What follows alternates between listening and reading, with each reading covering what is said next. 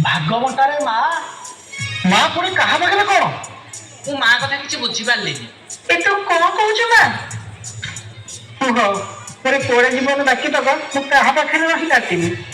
କିଏ ରଖିବ ନେଇକି ମତେ?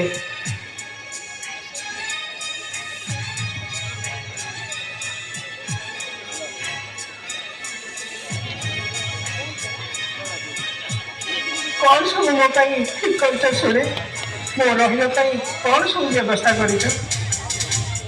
ମୁଁ ମାନେ ମତେ କହିବା ପାଇଁ କହୁଛୁ?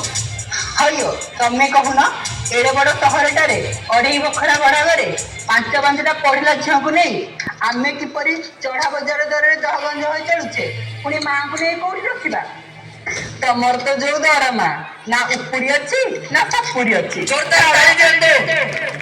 ତା ନ ହେଇଥିଲେ କଷ୍ଟ ମଷ୍ଟକି ଚଳି ଯାଇଥାନ୍ତା। ତୋର ମୁଁ କହିବି ମା ମହେନ୍ଦ୍ର ପାଖରେ ରହୁ। ସହରରେ ସେ ନିଜ ଘର କରିଛି, ଛୋଟ ପରିବାର, ତା ରୋଜଗାର ମଧ୍ୟ ବେଶୀ। ମୋର ସେଥିରେ କିଛି ଆପତ୍ତି ନାହିଁ। ହେଲେ ମା ତୁ ତ ଜାଣୁ ମୂଳରୁ ତ ଶାଶୁ ବୋହୂଙ୍କ ଭିତରେ କିଛି ପଡେନି। କଲେଜ ପଢୁଆ ବଡ ଘରର ଝିଅ ସିଏ। ଦେଖିଲୁନି କୁନି ବାହାଘରରେ ଦିନ ଦିଟା ରହିଛି କି ନାଇଁ, ରାଗିକି ରୋଷିକି ପଳେଇଗଲା। ସେ ରାଗ ନେଇକି ବି ଘରକୁ ସେ ଏବେ ଟିକେ ଆସିଲାନି। ତୁ ଯଦି ତା ପାଖରେ ଟିକେ ଅଭ୍ୟାସ କରିକି ଚଳିଯିବୁ ତାହେଲେ ମୋର କିଛି କହିବାର ନାହିଁ। ତେବେ ସେ ରାଜି ହେଲେ ହେଲା, ମୁଁ ଆଗ ଯାଇ ତାଠୁ ବୁଝେ। ଆଚ୍ଛା ରାଜେନ୍ଦ୍ର, ମା ତୋ ପାଖରେ ରହିଗଲେ କ୍ଷତି କଣ ହୁଅନ୍ତା? ଆରେ ତୁ ତ ଆମ ଭିତରେ ସାନ, ସ୍ୱାମୀ ସ୍ତ୍ରୀ ଦୁଇ ପ୍ରାଣ କୁଟୁମ୍ବ, ବିଶେଷ କିଛି ସମସ୍ୟା ବି ତମର ନାହିଁ। ବୁଝିଲେ ଭାଇ, ସେ ଦୁଇ ପ୍ରାଣୀ ବୋଲି ତ ସବୁଠୁ ବେଶୀ ସମସ୍ୟା। ସେ ଗୋଟିଏ ଜାଗାରେ ଏକା, ତ ମୁଁ ଆଉ ଗୋଟିଏ ଜାଗାରେ ଏକେଲା। ସେ ତା ଚାକିରି ପାଇଁ ବ୍ୟସ୍ତ, ତ ମୁଁ ମୋ ଫ୍ୟାକ୍ଟ୍ରି କରିବା ପାଇଁ ବିବ୍ରତ। ନା ସେ ସେଠି ଦିନ ସାରା ଘରେ ରହୁଛି, ନା ମୋର ଘର ବୋଲି କିଛି ଠିକଣା ଅଛି। ଏମିତିରେ ମାର ଦେଖାଶୁଣା କିଏ କରିବ? ତାର ଯତ୍ନ କିଏ ନେବ? ବଡ଼ ସମସ୍ୟା। ସେଇ ସମସ୍ୟା ଯୋଗୁଁ ହିଁ ତ ଏତେ ଗୁଡ଼ାଏ ବାଟ ଏତେ ଦିନରୁ ସେ ଛୁଟି ନେଇକି ଆସିପାରିଲାନି। ଚାକିରିର ଚାପ, କଣ ଆଉ କରାଯିବ? ଆଚ୍ଛା କୁନି, ମା ଯଦି ତୋ ପାଖରେ ରହିଯାଆନ୍ତା? ଏଇଟା ଯଦି ସମ୍ଭବ ହୁଅନ୍ତା ତାହେଲେ ସବୁଠୁ ବେଶୀ ଖୁସି ମୁଁ ହୁଅନ୍ତି। ସେ ବି ମୋ କଥାରେ କେବେ ଅରାଜି ହେବେନି, କାରଣ ତାଙ୍କର ବି ମା ନାହାନ୍ତି। ତେଣୁ ମାର ସାନ୍ନିଧ୍ୟଟା ଆମ ଜମିକୁ ମିଳନ୍ତା। କିନ୍ତୁ ଲୋକେ କଣ କହିବେ? ପୁଅମାନେ ଥାଉ ଯଦି ମା ଯାଇକି ଝିଅ ଘରେ ଆସିଲେ ତେବେ ଲୋକ ନିନ୍ଦା ହବନି? ସାବାସ୍, ଦେଖୁଛି ବାପାଙ୍କର ଅର୍ଜିତ ସମ୍ପତ୍ତିକି ସମସ୍ତେ ଭଲ ଭାବରେ ବାଣ୍ଟି ନେଲେ। ସ୍ୱାଧୀନତା ଧରିଥିବା ଏ ବିଧବା ମାଟା ତାହାରି ଭାଗରେ ପଡ଼ିଲା। କେହି ହେଲେ ଜଣେ ରଖିପାରିଲାନି। ମୁଁ ଭାବୁଛି ଏଇଟା ମୋତେ ମୋ ଭାଗ୍ୟର ଭାଗ୍ୟସି।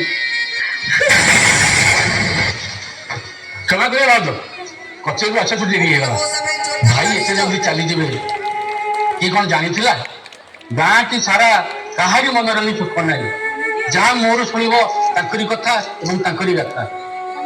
ହଁ, ଆଜି ବସିବା ପିଲା ବେଳକୁ ବହୁତ ଡେରି ହେଇଗଲାଣି। ତମେ ଏମିତି କାହିଁ କହୁଛ ଭାଉଜ?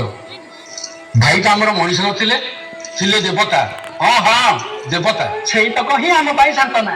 ଓକିଲ ମଉସା, ତାକୁ ନେଇ ଆମର ଗର୍ବ କରିବାର ଅଛି। ନିଶ୍ଚୟ ନିଶ୍ଚୟ, ତମେ ସମସ୍ତେ ଯେ ବଡ ଭାଗ୍ୟବାନ। ବାପା ଯେମିତି ତମର ଦେବତା, ଆଉ ମା ସେମିତି ଲକ୍ଷ୍ମୀ ଠାକୁରାଣୀ। ହଁ ମଉସା, ମହେନ୍ଦ୍ରକୁ ମୁଁ ଆପଣ ତାକୁ ପଠେଇଥାନ୍ତି। ଅଥଚ ମୁଁ ଆସିକି ହାଜର ହେଇଗଲି। ଦେଖିବ ତମର ଏଇ ବୁଢା ମଉସାଟା ବହୁତ ଦିନ ପର୍ଯ୍ୟନ୍ତ ବଞ୍ଚିବ। କଥା କଣ କି, ଏଇ ଗାଁରେ ବାପାଙ୍କର ଯେତେବେଳେ ଆପଣ ପୁରୁଣା ବନ୍ଧୁ, ଜଣେ ସାଙ୍ଗ, ସୁଖ ଦୁଃଖର ସାଥୀ, ତେଣୁ ଏଇ ବାପାଙ୍କର ସମ୍ପତ୍ତି ବିଷୟରେ ଆପଣଙ୍କ ସହ ଟିକେ ପରାମର୍ଶ କରିବାକୁ ଚାହୁଁଥିଲି। ଆରେ ମୁଁ ବି ତ ଆସିଛି ତମ ବାପାଙ୍କ ସମ୍ପତ୍ତି ବିଷୟରେ କଥାବାର୍ତ୍ତା ହେବାକୁ। ସତେ ନା କଣ? ଆଚ୍ଛା ମଉସା, ଆମ ତିନି ଭାଇଙ୍କ ଭିତରେ ଭାଗବଣ୍ଟାରେ ଆଇନଗତ ସେମିତି କିଛି ଅସୁବିଧା ହବନି ତ? ଭାଗବଣ୍ଟା ପାଇଁ ଆମ ଭିତରେ ଗୋଟିଏ ବୁଝାପଣା, ଗୋଟାଏ ରାଜିନାମା ବି ହେଇସାରିଛି। ଭାଗବଣ୍ଟା? ଆରେ କଣ କହୁଛ ତମ ମାନେ? ତାହା ପୁଣି ଏ ସମ୍ଭବ କେମିତି ହବ? ଆରେ ବାପା ଯେ ତମର କେବେଠୁ ତାଙ୍କର ଶୋଭିତ ସମସ୍ତ ସମ୍ପତ୍ତି ତମ ମା ନାଁରେ କରିଦେଇ ଯାଇଛନ୍ତି।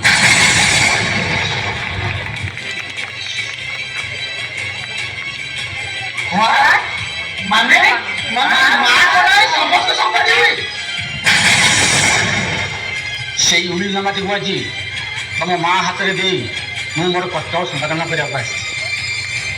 ସତ କହିବାକୁ ଗଲେ ବାପା କହତେ ପୁଅ କିମ୍ବା ଝିଅଙ୍କର ନୁହେଁ, এই ସମ୍ପତ୍ତି ଉପରେ ମାଆର ହିଁ ପ୍ରଥମ ଅଧିକାର।